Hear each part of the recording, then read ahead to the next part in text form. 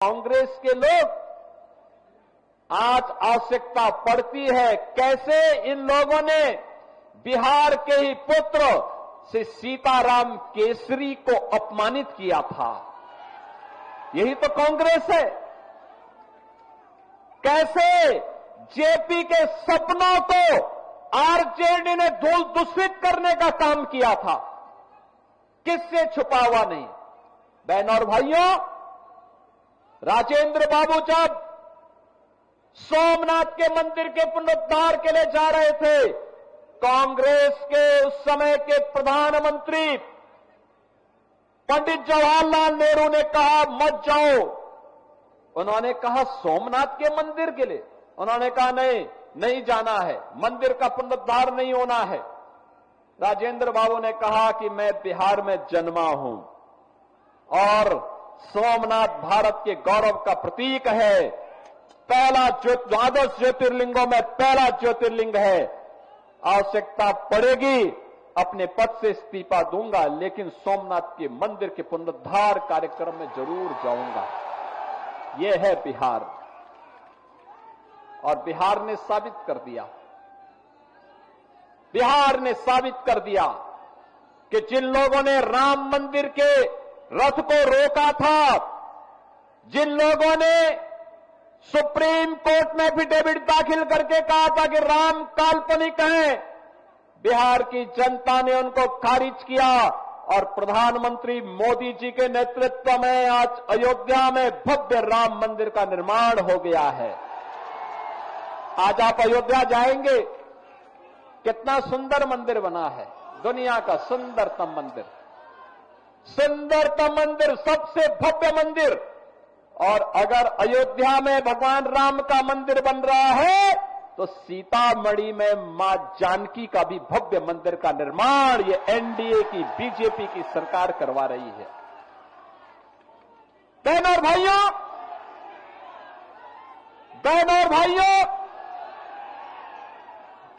भगवान राम मां जानकी को लेकर के जिस मार्ग से अयोध्या गए थे, उस मार्ग को भी ये एनडीए की सरकार राम जानकी मार्ग के रूप में बना रही है। 6155 करोड़ रुपए दे दिए हैं, कार्य युद्ध स्तर पर चल रहा है। अब बिहार अपनी पहचान के लिए मोहताज नहीं है। अब बिहार के अंदर कनेक्टिविटी है, सड़क की कनेक्टिविटी है, रेलवे की कनेक्टिविटी है, मेट्रो की बेहतर पब्लिक ट्रांसपोर्ट की सुविधा आ रही है, एयर कनेक्टिविटी है और इनलैंड वाटरवे की सुविधा भी अब बिहार के अंदर तेजी के साथ विकसित हुई है। अब बिहार के अंदर स्कूल बन रहे हैं, कॉलेजेस बन रहे हैं, इंजीनियरिंग कॉलेजेस बन रहे हैं, मेडिकल कॉलेजेस बन रहे हैं। अब अन्नदाता किसान को किसान सम्मान निधि का लाभ मिलता है, गरीब को राशन मिलता है, आजीविका बहनें ड्रोन दीदी बन करके आर्थिक स्वावलंबन के मार्ग पर अग्रसर हो रही हैं और 75 लाख बहनों को आर्थिक स्वावलंबन की ओर अग्रसर करने के लिए नीतीश बाबू के नेतृत्व में उन्हें पहली किस्त जारी हो गई है। बहनों और भाइयों, ये एनडीए है, बोलता कम है, करके दिखाता है। ये झूठे वायदे नहीं करता, पहले करता है फिर बोलता है। हमने कहा था ना कि रामलला हम आएंगे, मंदिर वहीं बनाएंगे, हो गया ना। एनडीए ने कहा था ना यूपी में कि आएंगे, माफिया राज यूपी का समाप्त करेंगे, दंगे फसाद समाप्त करेंगे। बहनों और भाइयों, 8.5 वर्ष में एक भी दंगा नहीं हुआ, और अगर किसी ने दंगा करने का साहस किया तो उसको तो जेल के अंदर ठोसा ही, उनकी पूरी प्रॉपर्टी भी कब्जे में लेकर के गरीबों के आवास बना दिए गए।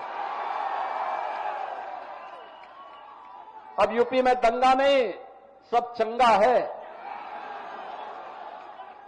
अब यूपी में दंगा नहीं कर सकता कोई। पर्व और त्योहार के पहले, दंगाई के पहले की उसको बता दिया जाता है कि भाई दंगा करोगे तो खानदानी पूरी प्रॉपर्टी भी जाएगी, कहीं भीख भी नहीं मिलेगी। बहनों और भाइयों, और हमने कहा था ना, माफिया राज सदैव के लिए समाप्त करेंगे और बहुत अच्छे ढंग से उनके जहन्नुम के टिकट काटे गए। बहुत